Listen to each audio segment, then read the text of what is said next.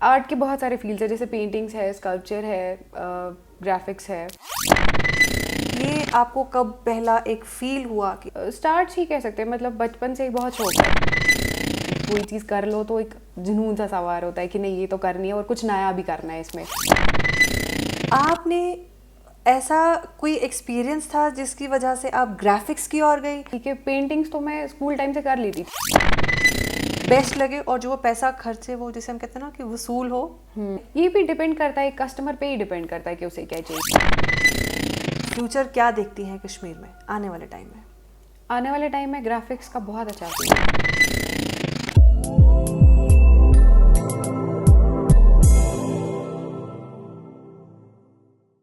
आदाब, नमस्कार, हाय, हेलो, आप सभी का स्वागत है QNS टीवी में। मैं हूं आंचल मिस्कीन और आप जुड़े हैं हमारे इस प्रोग्राम के साथ जिसे हम कहते हैं डॉटर्स ऑफ कश्मीर, जहां हमने ये इनिशिएटिव लिया है कि हम डीप डाउन जो कश्मीर की बेटियां हैं उनको आप सभी के सामने लाएं, उनसे बातचीत करें और उनकी फील्ड में या उनका जो प्रोफेशन है उसमें जो उन्होंने अचीवमेंट्स हासिल की हैं या जो उसकी कहते हैं ना पाथ पे वो चल रही हैं, उनकी सारी स्टोरीज़ आप तक पहुंचाए। और ताकि बेसिकली ये स्टोरी पहुंचाने का एक मकसद भी ये है कि जो यंगस्टर्स हैं दे फाइंड देमसेल्व्स समटाइम्स कि उन्हें कोई रास्ता नहीं मिल रहा कि काम कैसे करना है, या कभी स्ट्रगल आ जाती है तो इंसान हड़बड़ा जाता है अगर प्रॉपर गाइडेंस ना हो तो अब प्रॉपर गाइडेंस किस तरह से पहुंचाई जाए, हम कोशिश करते हैं कि इसी तरह से कुछ लाइव एग्जाम्पल्स आप सभी के सामने लाया जाए और उनकी कहानियाँ आप तक पहुंचाई जाए, ताकि आपको भी ये बात पता चले कि किसी की ज़िंदगी आसान नहीं है। हर एक के हिस्से में अपने हिस्से की स्ट्रगल है, जद्दोजहद है, जिसको पार करते हुए वो आज उस मुकाम तक पहुंचे हैं, जिस वजह से आज वो हमारे साथ स्टूडियो में मौजूद होते हैं और बातचीत करते हैं। अब इसी सिलसिले में हमारे साथ इस बार इस एपिसोड में जो मेहमान हाजिर हुई हैं उनका नाम है अफीफ़ा। अफीफ़ा के बारे में अगर मैं आपको एक आइडिया दूँ तो ये ग्राफिक डिज़ाइनर हैं, ये आर्टिस्ट हैं। अगर हम एक शख्स को आर्टिस्ट के तौर पे डिफ़ाइन करते हैं तो it's way more than you and I can think. अब वो किस तरह से है, ऐसा मैं क्यों बोल रही हूँ, ये सभी चीज़ें जानने के लिए चलिए let's not waste any more time और हम अफीफ़ा का वेलकम करते हैं हमारे स्टूडियो में। Afifa, welcome. Thank you so much यहाँ बुलाने के लिए। It's our pleasure and it's our honour, you know why, क्योंकि मैंने जैसे भी कहा कि आप लोगों की स्टोरीज ही इंस्पिरेशन खड़ी करती है, एग्जाम्पल क्रिएट करती हैं कि मुश्किलें आएंगी पर it's all about overcoming that and moving forward, which you guys do very well. Thank you so much. सबसे पहली चीज़, आप आर्टिस्ट हैं, ये मैंने एक लूज टर्म में डिफाइन किया। फिर एक चीज़ कही आप ग्राफिक डिज़ाइनर हैं। अब अगर आप आर्टिस्ट हैं तो पहले थोड़ा सा बताएं कि आप आर्टिस्ट की कैटेगरी में क्या क्या आपके फोटे में आता है, एंड थोड़ा सा ग्राफिक डिज़ाइनिंग के बारे में आप हमें बताएं। एज एन आर्टिस्ट सबसे पहले जो हमारे आर्ट बैकग्राउंड में जो आता है, जैसे there is painting, sculpture, graphics, applied arts जिसको बोलते हैं, एंड सो ऑन। आर्ट के बहुत सारे फील्ड्स है, जैसे पेंटिंग्स है, स्कल्पचर है, ग्राफिक्स है। तो और जो पर्टिकुलर ग्राफिक्स है जो जिसमें कि मैंने डिग्री की हुई है उसके अलग फील्ड्स है, जैसे डिजिटल आर्ट जिसको बोलते हैं या कमर्शियल आर्ट जिसको हम बोलते हैं। और एज एन आर्टिस्ट मैं पेंटिंग्स भी करती हूँ, मेरा क्राफ्ट वर्क भी अलग से है। और स्कल्पचर तो मैंने कोई किया था, लाइक रिलीफ वगैरह जो आता है। और ग्राफिक्स तो मेन था जो कि मुझे सीखने का बहुत शौक था, क्योंकि अभी तो पता है करंटली डिजिटलाइजेशन बहुत है, तो डिजिटल इस एरा काइंड ऑफ कह सकते हैं हम अभी चल रहा है। तो मुझे डिजिटल आर्ट सीखने का बहुत शौक था, तो उसी में मैंने डिग्री भी की। अब जो ग्राफिक्स के फील्ड्स है वो बेसिकली कमर्शियल आर्ट है। कमर्शियल आर्ट में आप प्रोडक्ट डिज़ाइनिंग करते हैं और उसके बाद पैकेजिंग डिज़ाइन होती है। हर एक चीज़ एक आप कह सकते हैं एक छोटी सी चीज़, एक छोटा सा टैग भी आपको बनाना हो आज तो वो भी डिज़ाइन होता है, वो एक डिज़ाइनर करता है।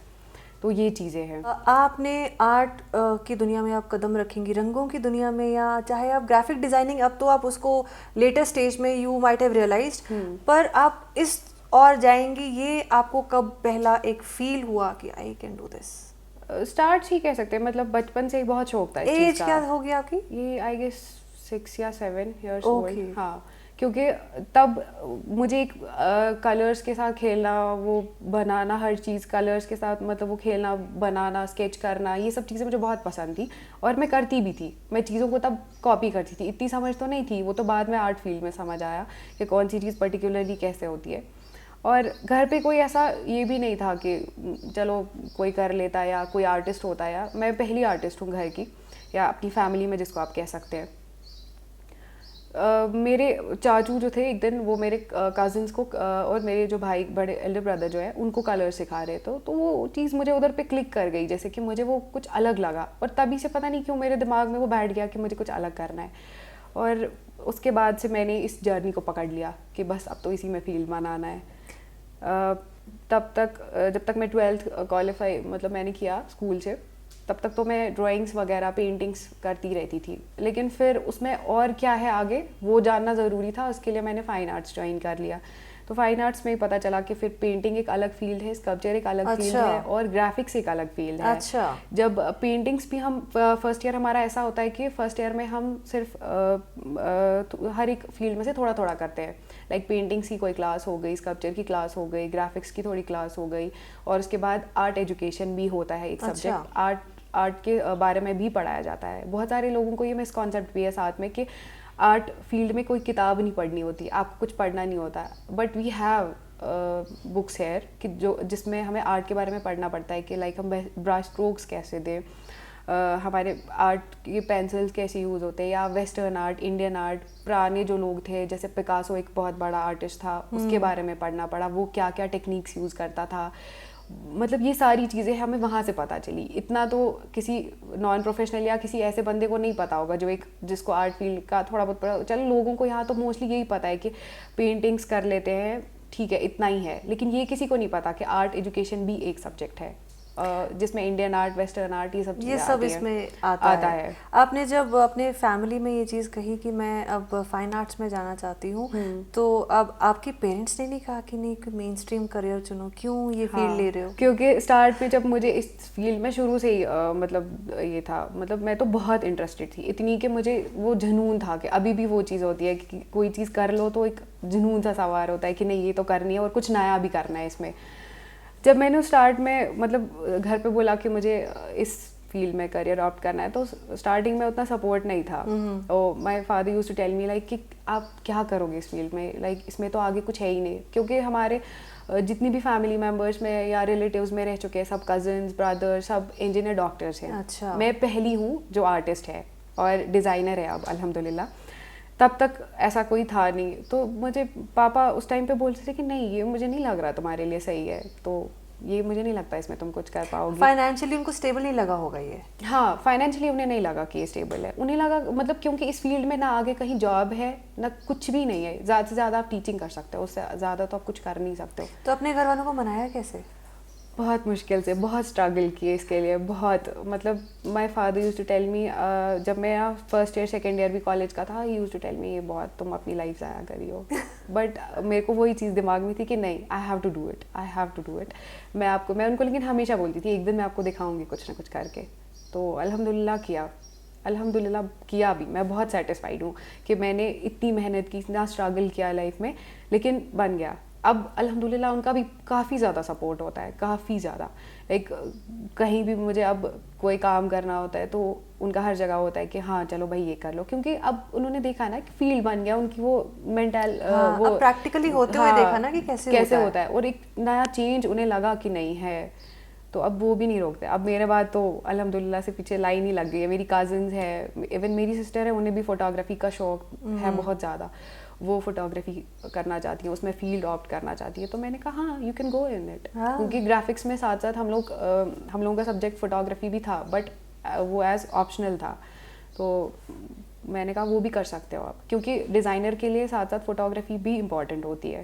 तो क्योंकि आपको किसी प्रोडक्ट का फ़ोटोशूट करना है या कोई भी चीज़, कोई भी प्रोडक्ट ऐसा होगा जिसमें आपका लाइट सोर्स वगैरह ये सब चीज़ें देखनी पड़ती हैं, तो फोटोग्राफी आनी चाहिए। अब जैसे हम पेंटिंग की बात करें तो एक बेसिक कॉन्सेप्ट होता है कि painting involves colours, brushes, pencils वगैरह वगैरह, पोर्ट्रेट या कैनवस का काम सारा। अब आपने ऐसा कोई एक्सपीरियंस था जिसकी वजह से आप ग्राफिक्स की ओर गई, यू चोज दिस पाथ, कोई एक हाँ स्पेसिफिक? स्पेसिफिक एक ये चीज़ थी कि पेंटिंग्स तो मैं स्कूल टाइम से कर लेती थी, मैंने एक्रेलिक भी स्कूल से ही सीखा था। मेरी एक बहुत अच्छी टीचर थी Nusrat ma'am and Shaheen ma'am, वो मेरे स्कूल की 2 टीचर्स थी जिन्होंने मुझे ऑयल पेंटिंग सिखाई और एक्रेलिक सिखाया। उस टाइम पे ऑयल पेंटिंग, एक्रेलिक पेंटिंग ये किसी को पता ही नहीं था क्या चीज़ है, इवन मुझे खुद नहीं पता था कि ये क्या, एक नया मीडियम था, तो उन्होंने मुझे सिखाया। फिर जब मैं वो कॉलेज में भी देखा कि वही चीज़ हम करते भी थे, वो एक अलग सा इमोशन, एस्थेटिक उसकी व्यू वगैरह वो सब हम क्रिएट करते थे, कैनवस पे उतारते थे, तो वो तो खैर होता ही था साथ साथ। लेकिन ग्राफिक्स फील्ड मुझे ऐसा लगा कि एक नई चीज़ है जो मुझे बिल्कुल पता नहीं थी। तो इसके मुझे बारे में पता कैसे चला आपको? डिपार्टमेंट में ही पता चला, फाइन आर्ट्स जब मैंने ज्वाइन किया तभी पता चला कि एक ग्राफिक्स का भी एक फील्ड है। तब तक आइडिया नहीं था, तब तक सिर्फ इतना आइडिया था कि पेंटिंग्स होती है, बस पेंटिंग आर्ट सिर्फ इतना ही होता है, वो एक कन्फाइंड होता था ना। हाँ, उतना ही कि आज भी स्कूल वही में है, अभी थोड़ा भी बाहर लोग भी, हाँ अभी भी ऐसा ही है, लोगों को वो कॉन्सेप्ट है कि चलो बस पेंटिंग कर ली हम आर्टिस्ट बन गए। नहीं, ऐसा नहीं है, आर्ट एक बहुत बड़ा फील्ड है। अगर आप फैशन डिजाइनिंग को भी लेंगे ना तो वो भी एक आर्ट का फील्ड है, it's a part of art. बस हम वो अलग एक उसके इसमें आता है, टाइप में आता है, बट है आर्ट का ही फील्ड है। आप फैशन डिजाइनर्स को देख लें, कितने डिफरेंट चीज़ें बनाते हैं वो हर दिन। एब्सोल्युटली। तो या ज्वेलरी डिज़ाइन आती है, वो भी एक डिज़ाइनर ही बनाता है, बिल्कुल। तो वो भी आर्ट के साथ ही आता है। आप जब अब आपने अपना कोर्स ख़त्म कर लिया, आपकी जो मेन डिग्री है ग्रेजुएशन आपने वो कंप्लीट कर ली, आप शायद मास्टर्स भी आपने कंप्लीट कर ली है अपनी, तो अब उसके बाद अब बात आती है वही, जैसे पेरेंट्स जिसको लेके वरिड होते हैं कि आप इसका फाइनेंशियल सर्कुलेशन कैसे चालू करेंगे और इसको प्रैक्टिकली कैसे इसको यूज़ करेंगी, तो वो आपने कैसे किया पोस्ट मास्टर्स? क्योंकि ये आप जो बात बोलेंगे ना, ये हमारे व्यूअर्स के लिए भी बहुत काम में आएगा कि पेरेंट्स भी देखेंगे, सुनेंगे, तो this might help them change their minds. तो आपने उसको फिर कैसे सर्कुलेशन में लाया, उसके बारे में कुछ बताइए। सबसे पहले तो जब मेरी ग्रेजुएशन कंप्लीट हुई उसके बाद तो मैंने इरादा बना लिया था कि मास्टर्स तो इस सब्जेक्ट में नहीं होता है यहाँ, तो मैंने घर पे बोला कि मुझे मास्टर्स के लिए बाहर जाना है। तो पापा थोड़े बहुत वरीड थे कि चलो मतलब मास्टर्स तो तुम्हें करना है। सपोर्ट तो था, ऐसा नहीं था कि नहीं, क्योंकि तब तक उससे पहले मैंने अवार्ड्स वगैरह लिए हुए थे, नेशनली इंटरनेशनली स्टेट अवार्ड्स वगैरह ये सब हो चुका था। तो उन्हें लगा था कि नहीं अब तो ये कुछ बेटी काबिल है, हाँ अब तो कुछ करेगी। तो फिर सब बोलते थे, तो उनका उस हिसाब से सपोर्ट था। बस वो इस लिए थोड़ा बहुत वरीड थे कि पता नहीं बाहर है, अकेले रहना पड़ेगा, कैसे सब मैनेज करेगी। बट हो गया अल्हम्दुलिल्लाह, फिर उनका सपोर्ट लेके हो गया। मैं बाहर चली गई, फिर जामिया मैंने एंट्रेंस दिया, वो क्वालिफाई हो गया। और वो उसी दौरान था जब आर्टिकल का मसला हुआ था, तो उन दिनों मैंने एंट्रेंस दिया हुआ था। और उस टाइम एक बहुत बड़ी चीज़ ये हो गई, जब मैंने एंट्रेंस दिया था मुझे पता नहीं था कि मैंने क्वालिफाई किया हुआ है। क्योंकि वो लगातार मुझे मेल भेजते रहे, इंटरनेट बंद था, कॉल्स बंद थी, सब कुछ बंद था। और उन्होंने लेटर्स वगैरह भी भेजी हुई थी काफ़ी, पर मेरे तक पोस्ट भी नहीं हो पा रहा था, वो नहीं पहुंचा था कहीं। तो मेरे भाई आए उसी दौरान, तो उनने रिटर्न टिकट्स की थी, तो उन्होंने बोला तुम्हारा क्वालिफाई हो गया, मैंने दिल्ली में चेक कर लिया है, तो तुम वापस चलना है, अब तो जाना पड़ेगा। तो उस वक्त पापा बहुत वरीड थे कि भाई पता नहीं कैसे रहेगी, और इंटरनेट कनेक्शन तो है नहीं। 6-7 महीने तो मैं अकेले रही हूँ वहाँ। फिर उसके बाद दोस्त बने, उनकी वजह से भी बहुत हेल्प हो गई। फिर धीरे धीरे ऐसे मास्टर्स कंप्लीट हो गया। तो फिर इसको आपने अब, क्योंकि वही है ना, जैसे मैंने अभी सवाल पूछा कि फाइनेंशियल सर्कुलेशन शुरू करना है, अब इस चीज़ को, अपनी सीख को अमल में लाना है, प्रैक्टिकली दिखाना है, तो वो कैसे किया आपने? वो जर्नी के बारे में थोड़ा बताएं। वहीं से स्टार्ट हुआ जब मैंने अपना मास्टर्स कंप्लीट किया। वहाँ से हमें बहुत काम मिलता था दिल्ली से। जैसे मैंने स्टूडियो डिज़ाइन भी किया था टेडिक्स के इसमें प्लेटफॉर्म पे, हमने स्टूडियो डिज़ाइन किया था, हम 2-3 लोग थे, तो मैंने उनके साथ काम किया क्योंकि एक प्रोजेक्ट्स आते रहते थे। उसके बाद मैंने एक ये एजेंसी भी ज्वाइन की थी, ग्राफिक्स डिज़ाइन कंपनी आप उसे कहें। तो दिल्ली में मैंने एकदम साथ साथ जो प्रोजेक्ट्स लेते थे उससे भी हमें पैसे मिलते थे। और दूसरी चीज़ ये कि उसके बाद मैंने सोचा अब तो किसी कंपनी में ज्वाइन करना चाहिए, और मैंने इंटर्नशिप कर ली वहाँ से। इंटर्नशिप करने के बाद धीरे धीरे पता चला कि फ़ील्ड क्या है, कितनी चीज़ें हैं इसमें, और भी नई चीज़ें पता चलती थी। और ग्राफिक्स का काम तो वैसे भी बहुत ही अच्छा है ऑलरेडी, क्योंकि दिल्ली में एक पूरा मार्केट है आपके पास, तो वहाँ से तो हमें बहुत सारी चीज़ें मिलती थी। तो धीरे धीरे मैं फाइनेंशियली स्टेबल होती गई। But unfortunately during your master period, हाँ मास्टर्स के टाइम पे फिर मास्टर्स जो ही कंप्लीट हुआ, अनफॉर्चुनेटली मुझे वापस कश्मीर आना पड़ा कोविड की वजह से। तो वो मेरा एंड का टाइम था, लाइक लास्ट सेमेस्टर मेरा घर पे ही वो कंप्लीट हो गया, तो वो फिर मुझे वापस आना पड़ा and that was very unfortunate. और मैं बहुत बुरा लग रहा था क्योंकि कश्मीर में अभी इस फील्ड की नॉलेज लोगों को नहीं है, और यहाँ आप किसी भी ऐसे फील्ड में फिर आना वापस, और फिर आप कहीं पहुँचते हो फिर वहाँ से फिर ज़ीरो पे आ जाते हो, तो वो आपको बहुत बुरा लगता है। मेरे को काफ़ी टाइम से ये डिप्रेशन था कि यहाँ पता नहीं क्या होगा। फिर जब मैंने यहाँ कंपनीज़ में काम किया तो मैंने देखा कि नहीं, जैसे जितने आराम से लोगों को वहाँ बाहर पता है, दिल्ली में ही पता है या दिल्ली से बाहर भी पता है लोगों को ग्राफिक्स के बारे में, उतना नॉलेज यहाँ लोगों को नहीं है। वो उस हिसाब से काम नहीं करवाते, मतलब वैसा वो पर्सपेक्टिव नहीं है, कॉन्सेप्ट नहीं है, पर्सपेक्टिव ऐसा नहीं है उसमें, वो एस्थेटिक टच नहीं होता, कुछ भी नहीं होता उसमें।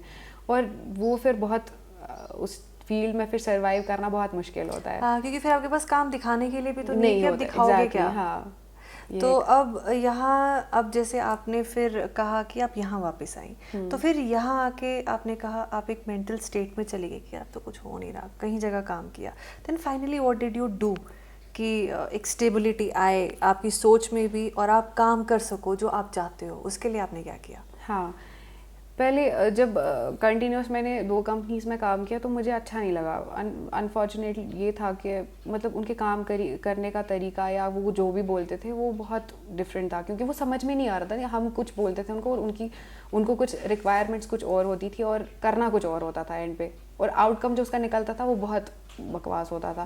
मतलब पर्सनली मुझे वो पसंद नहीं आता था। वो इसलिए क्योंकि कल को अगर हम वही काम किसी और बंदे को दिखाते या कहीं पोर्टफोलियो में ऐड करते, वो दिखाएंगे किसी को, तो किसी को अच्छा नहीं लगेगा, किसी डिज़ाइनर को या किसी भी ऐसे बंदे को जो प्रोफेशनल हो, जो जानकारी रखता हो एटलीस्ट ग्राफिक्स की।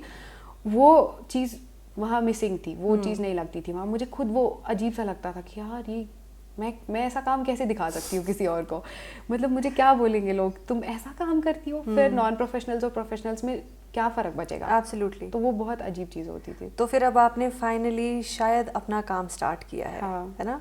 तो अब आप उसके बारे में थोड़ा अगर एक ओवरव्यू में बता सकें कि how did that happen to you? जब मैंने ये देखा कि फील्ड इतना ये है, अजीब सा है, लाइक काम वैसे नहीं हो रहा, तो उसके बाद वो तो पहले से था कि कुछ ना कुछ अपना ही करना है, वो शुरू से था दिमाग में। लेकिन मैंने सोचा था करेंगे लेकिन लेट करेंगे, अभी नहीं, पहले मैं देख लूँ, मार्केट देख लूँ, चीज़ें देख लूँ, यहाँ का सब कुछ चेक करूँ।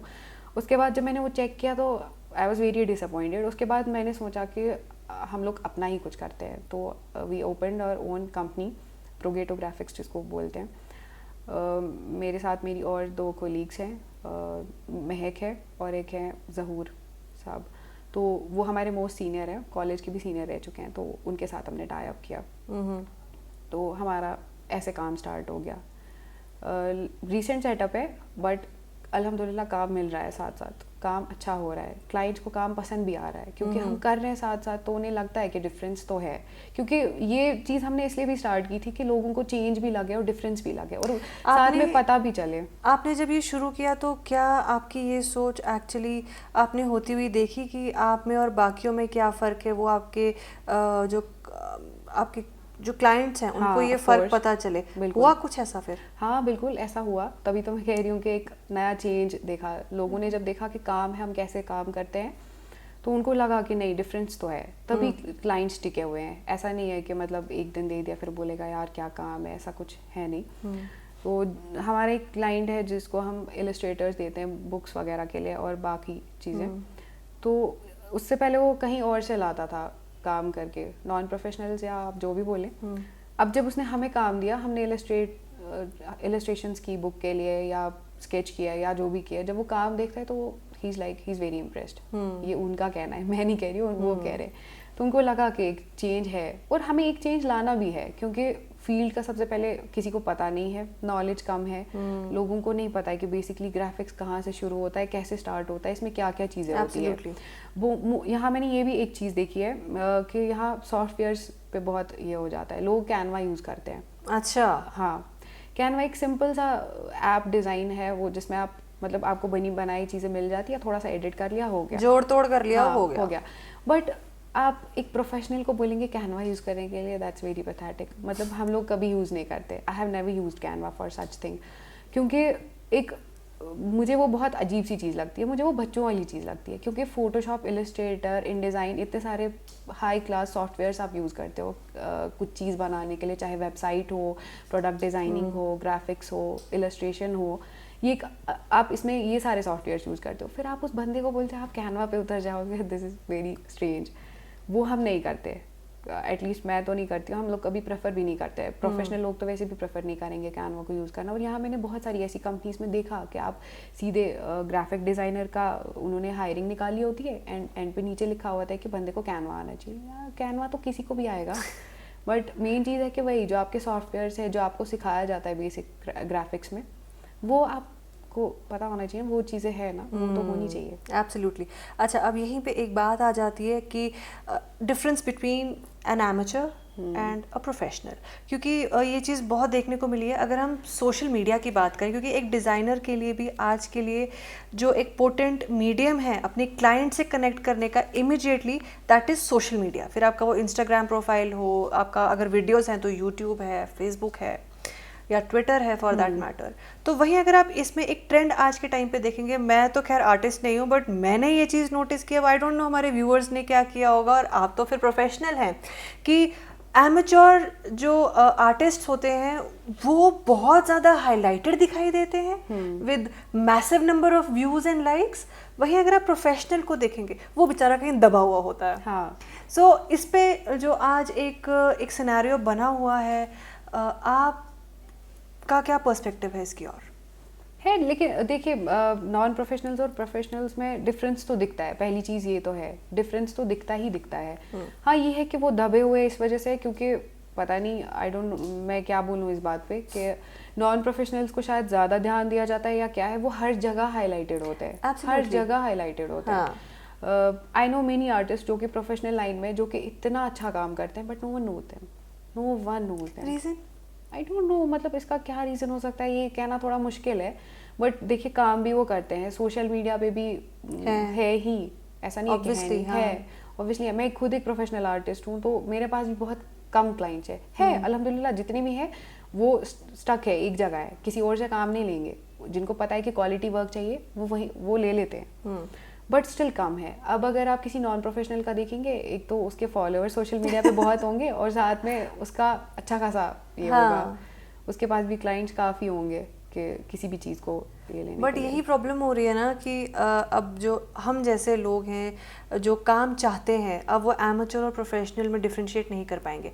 तो ऐसे में आप लोगों को गाइड करते हुए बीइंग इन प्रोफेशनल, आप क्या टिप्स देना चाहेंगे, क्या सजेशन देना चाहेंगे कि वो जो है एक प्रोफेशनल से ही काम लें ताकि उन्हें क्वालिटी बेस्ट लगे, और जो वो पैसा खर्चे वो जैसे हम कहते हैं ना कि वसूल हो, वो कुछ सिनेरियो वैसा बने? ये भी डिपेंड करता है, कस्टमर पे ही डिपेंड करता है कि उसे क्या चाहिए। पहली बात तो मैं ये भी कहूँगी, देखिए जैसे अगर मैं एक छोटे से पोर्ट्रेट की बात करूँ, मेरा एक पोर्ट्रेट 30,000 में बिका था, उस बंदे को चाहिए था, लेकिन वो हाइपर रियलिस्टिक काम था मेरा, मतलब उस बंदे को वैसा चाहिए था तो उसने लिया और उसने मुझे वैसा पे भी किया।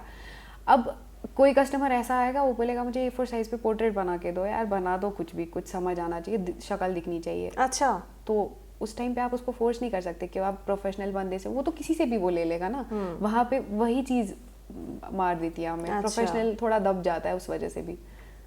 तो ये तो कस्टमर पे ही डिपेंड करता है कि वो क्या लेना चाहता है। प्लस एक और चीज़ आती है, यहाँ रेट्स का डिफरेंशिएशन हो जाता है काफ़ी तो उस पे आप क्या कहेंगे, क्योंकि प्रोफेशनल काम कैसे करेगा, तो उस पे थोड़ा बताएं। ये बहुत बड़ा मसला होता है आजकल के, एक तो रेट्स की डिफरेंसेस आती है, प्लस काम का भी डिफरेंस है। अब ये वही चीज़ आ गई ना फिर से कि कस्टमर पे ही डिपेंड करता है। अगर उसको ज़्यादा वो क्वालिटी वर्क नहीं चाहिए तो वो हमसे लेगा भी क्यों, वो नहीं लेगा, क्योंकि रेट्स का फ़र्क तो ऑब्वियसली आएगा ही आएगा। आपका क्वालिटी वर्क होगा, वो उसे वो चाहिए भी नहीं होगा, और साथ में रेट्स का फ़र्क पड़ेगा ही पड़ेगा। अब आने वाले टाइम में, अब अगर being an artist, being a graphic designer, आप इसका फ्यूचर क्या देखती हैं कश्मीर में आने वाले टाइम में? आने वाले टाइम में ग्राफिक्स का बहुत अच्छा फील्ड है, अनलेस एंड अनटिल मतलब हम अच्छे से इसको पूरी तरह से वो बना ले, जगह बना ले अपनी। देखिए आजकल ग्राफिक्स तो मुझे लगता है हर कोई बोलता है कि मैं डिज़ाइनर हूँ या ग्राफिक्स सीखता हूँ, एक्चुअल में वो ग्राफिक्स नहीं होता है। बट अब हम धीरे धीरे, जैसे हमने अभी कंपनी स्टार्ट की है, तो हम धीरे धीरे लोगों तक वो पहुँचाएंगे कि ग्राफिक्स का बेसिकली नॉलेज क्या होता है, उसके अंदर क्या क्या चीज़ें आती हैं। आपकी कोशिश क्या रहती है अपने क्लाइंट्स के साथ जब आप डिस्कस करती हैं, तो आप उनको एक्सप्लेन कैसे करती हैं कि आप जिस डिफरेंस की बात कर रही हैं वो क्या है in terms of graphic design? देखिए, सबसे पहले ग्राफिक्स का यहाँ कोई चीज़ जैसे प्रोडक्ट डिज़ाइनिंग होती है, हम लोग बहुत मिनिमलिस्टिक काम करते हैं और लोग यहाँ मिनिमलिस्टिक काम नहीं चाहते हैं, उन्हें हर चीज़ भरी भरी चाहिए। अच्छा। तो ये एक बहुत वो है कि लाइक आप क्या बोले क्लाइंट को, क्लाइंट बोलता है भाई आपको ये भी डाल दो, वो भी डाल दो, वो भी दिखना चाहिए, ये भी चीज़ भी दिखनी चाहिए। हम कहते हैं नहीं यार, clear cut it, clear short होना चाहिए, मैसेज कन्वे होनी चाहिए। आपका एक कोई इमेज या जो भी है, जो भी चीज़ उसमें डालनी है, किसी भी चीज़ में डाल, जैसे प्रोडक्ट डिजाइनिंग है या पोस्टर है या एक सिंपल सा टैग लाइन या लोगो है फॉर दैट, या हाँ या लोगो है, वो एक मैसेज कन्वे करना चाहिए। तो लोगों तक मेन चीज़ तो यही पहुंचानी है। एक ब्रांड नेम, जैसे फॉर एग्जांपल एडिडास का एक ब्रांड नेम है, तो वो क्या है, अभी एडिडास किसी उस पर नहीं लिखा होता है ना, उसके जो ट्रायंगल टाइप है वो बनाकर है, वो उसमें नीचे तो नहीं लिखा हुआ होता है एडिडास। अगर हम वो कहीं पे भी वो देख ले तो हम समझ जाते हैं कि ये है एडिडास का ब्रांड नेम है, या नाइकी का टिक होता है, वो टिक से ही हम समझ जाते हैं भाई नाइकी का ब्रांड है। तो ये लिखने की, अब अगर आप सोचिए, आपको क्लाइंट बोल रहा है यहाँ का कि भाई मेरे को एक लोगो बना के दो, इसमें आप नाम भी ठूसो, ये भी चीज़ भर दो, वो भी चीज़ भर दो, आप क्या क्या डालोगे उसमें? नहीं, कट इट क्लियर शॉर्ट, ताकि लोगों को दिमाग में छप जाए वो। हाँ, ये बहुत इंपॉर्टेंट चीज़ है। तो ये चीज़ लोगों तक कन्वे करने में काफ़ी टाइम लगेगा, इसमें बहुत स्ट्रगल भी है, बट अब हमने ले ली है तो अब हम ये कर लेंगे। आपका क्लाइंट्स के साथ कोई एक एक्सपीरियंस जो आप शेयर करना चाहें? बहुत सर खपाना पड़ता है, बहुत लाइक एक्सट्रीम लेवल का, क्योंकि इतना आसान नहीं होता है। ग्राफिक्स में हर चीज़ एक्सप्लेन करना धीरे धीरे ये बहुत टाइम ले लेता है। कभी कभी तो हमें घंटों चले जाते हैं क्लाइंट को समझाते कि भाई ये चीज़ है, ऐसे होता है, ये नहीं होता, ये चीज़ नहीं करनी होती।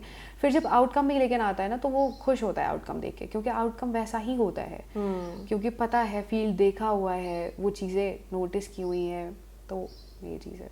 अब अफीफ़ा, अब हमारा शो ख़त्म करने से पहले, अगर जो हमारे बडिंग आर्टिस्ट्स होंगे, या अब जैसे ग्राफिक डिज़ाइनिंग का बहुत सुनने को मिल जाता है, ऐड जैसे आपने कहा हायरिंग के एड्स आते हैं, तो लोग देख लेते हैं, बच्चे देख लेते हैं जो अपना 12th पास कर रहे होते हैं, तो उनको गाइडेंस के तौर पे आप क्या कहना चाहेंगी कि वो अपने पाथ को सक्सेसफुली परस्यू कर सके और भटके ना? हाँ। आप उनको अगर कोई पीस ऑफ एडवाइस या टिप्स देना चाहें जो उन्हें करने चाहिए जिससे वो अपने उस पाथ को सक्सेसफुली पा सके, क्या कहेंगी आप उसके बारे में थोड़ा कुछ? हाँ, ये सबसे पहले कहूँगी कि शॉर्टकट ना यूज़ करें, क्योंकि मोस्टली मैंने देखा है लोग बहुत शॉर्टकट यूज़ करते हैं। लाइक प्रोफेशनल हो, नॉन प्रोफेशनल हो, शॉर्टकट कहीं ना कहीं पकड़ लेते हैं, तो वो सबसे पहले ना करें। अगर आपको कोई चीज़ सीखनी है ना, तो वो पूरा 0 से लेके पूरा 100 तक सीखे और बहुत सही तरीके से सीखे, लाइक एंड टू एंड हर चीज़ उसकी पता करे एग्जैक्ट। ये नहीं कि ऊपर ऊपर से, जैसे पेंटर्स हमारे हैं आज के, ब्रश उठा लिया, कलर कर लिया, कलर थीम नहीं पता, ब्रश कौन सा यूज़ करना है ये भी नहीं पता है, सीधे कर लिया कुछ भी। This is the main cheese. Painting में भी बहुत सारे ऐसे लोग गलती करते हैं कि उन्हें ये नहीं पता होता कि पेंटिंग्स करते कैसे हैं। एक्रेलिक बहुत सारे यूज़ करते हैं, ऑयल यूज़ करते हैं, oil layer by layer use होता है हमेशा पेंटिंग पे जो हम करते हैं, या कैनवस पे जो हम पेंट करते हैं वो लेयर वाइज यूज़ होता। तो बहुत सारों को ये चीज़ पता ही नहीं है, कुछ भी उठा दिया, थोड़ा सा कर दिया, हाँ दिख गई, बस हो गया, बन गया पेंटिंग। नहीं, दिस इज़ नॉट डन। जब आपको कोई चीज़ सीखनी है तो आप उसका 0 से देख लो ना कि वो कहाँ से शुरू होता है, कैसे होता है, धीरे धीरे करो, फिर करो, बेशक करो, क्यों नहीं करो। हर एक का मतलब आप किसी को रोक तो नहीं सकते ना करने से। तो दोस्तों, जैसा कि आपने अफीफ़ा की बात सुनी, इन्होंने बहुत क्लियर कट वर्ड्स में ये बात कही कि एक तो शॉर्टकट ना लें, और अगर आप कोई चीज़ सच में पैशनेटली परस्यू करना चाहते हैं और उसे फाइनेंशियली सर्कुलेशन में भी लाना चाहते हैं, तो चीज़ों को 0 से सीखें, ताकि आप अपने आप को इतने काबिल बनाएं कि आप इस रश में भी, इस भीड़ में भी अफीफ़ा की तरह अपना रास्ता कहीं ना कहीं से निकाल लें और भीड़ में स्टैंड आउट करते हुए दिखाई दें। तो यही एक मकसद था कि हम कोशिश करते हैं कि इस तरह की इंस्पिरेशनल जर्नीज़ की जो कहानियाँ हैं वो आप तक पहुँचाई जाए, ताकि एक क्लैरिटी आए कि बेसिकली अगर आप एज अ प्रोफेशनल काम कर रहे हैं या ये अचीवमेंट हासिल कर रहे हैं, आप क्यों नहीं कर पा रहे हैं, जबकि मेहनत तो आप भी कर रहे हैं। कुछ तो फ़र्क होगा ना, कहीं तो कुछ चूक होगी ना। तो वही एक डिफरेंस या जो एक टूटा हुआ ब्रिज है उसमें हम एक जोड़ देने की कोशिश करते हैं इन स्टोरीज़ को आप तक पहुंचा के। तो दोस्तों हमारी कोशिश रहेगी हम अगली बार फिर आप सभी के सामने हाजिर हों अफीफ़ा जैसी ही किसी और कश्मीर की बेटी के साथ, डॉटर ऑफ कश्मीर के साथ, इसी पेशकश में। तब तक के लिए दोस्तों अभी फ़िलहाल आप मुझे और मेरी टीम को दीजिए इजाज़त, और आप बाकी खबरों के लिए बने रहिए QNS TV के साथ। And take good care of yourselves. Bye bye.